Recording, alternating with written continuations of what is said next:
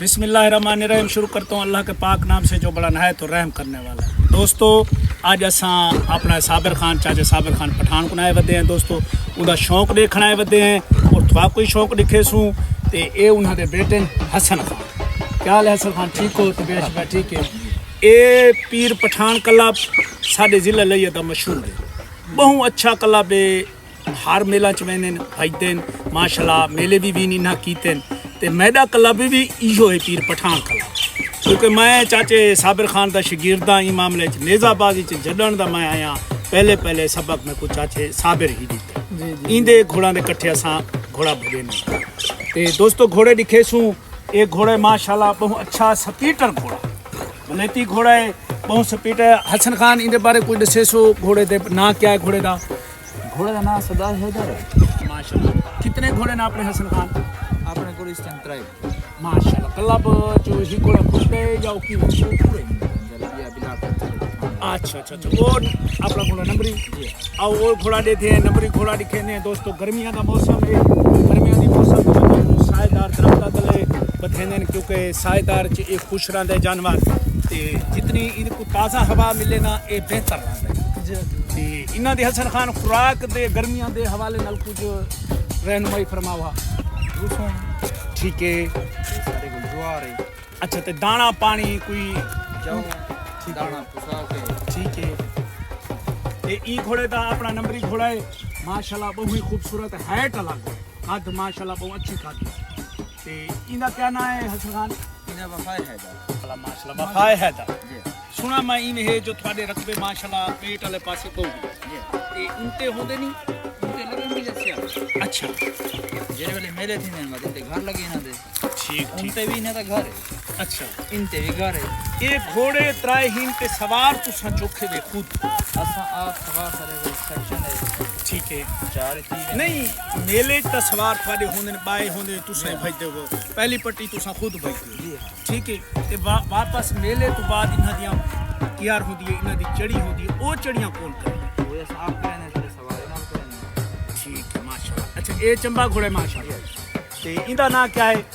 इनका सदाई हैदर सदाई हैदर।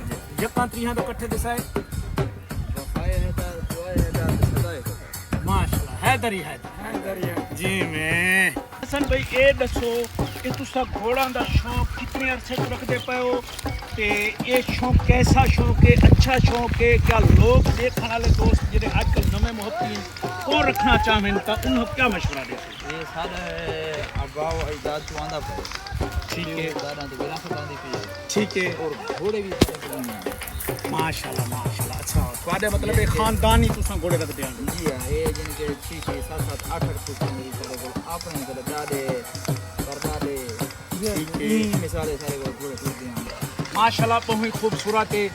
ये सेल करेंदे हो या को ना अपने रखने वास्ते?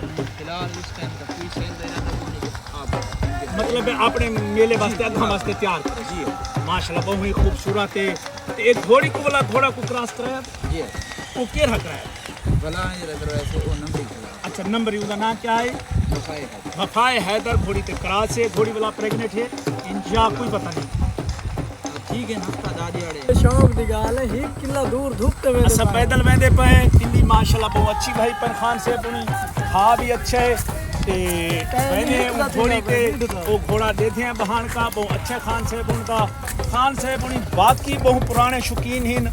असा छोटे हाथ से खान से पुण का जरा असल काम है पहले वो है शिकार जंगल मुगन खान से सेंदा बैठा है वो शौक बिया है शिकारा वो जल्द खत्म थे जंगल इन्हा सोचा है भाई चलो असाडा शौक ही बरकरार रहे ते लोकां नाल ही असा टच रहो ठीक है। ई वजह तो खान से बुनी नेज़ाबाजी माशाल्लाह अच्छे घोड़े अच्छा स्पीड मशहूर क्लब है सारे जिले लइया पीर पठान क्लब।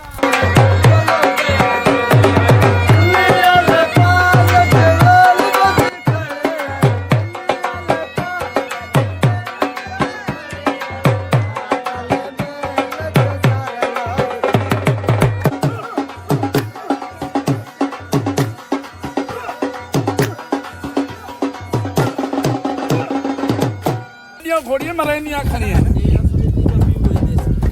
दा प्यू दे अच्छा देसी प्लाट जे रहे ना उनका अपना नख है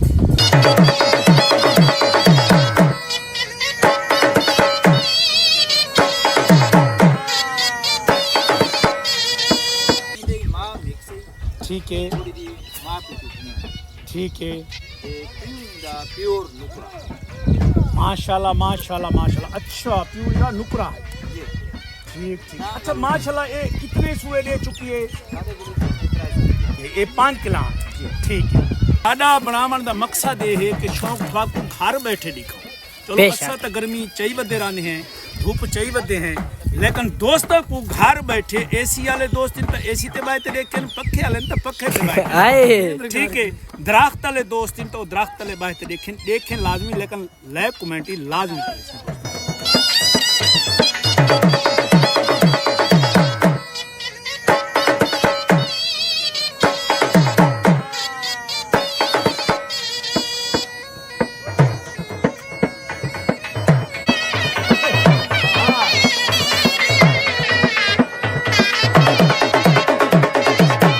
बचपन दे दौर याद आने ये पुराना खजूर है ये पुराने दरख्त साड़ियाँ बचपन याद दे खान से पे मिट्टी भी है कि कौन ਮਿੱਠੀ ਹੈ ਜ਼ਬਰਦਸਤ ये वजह पक्षी खवेसो इंशाल्लाह मेहरबानी अच्छा खान से इजाजत खिनसु दोस्तों मेहरबानी खान से अल्लाह ताला खुश रखे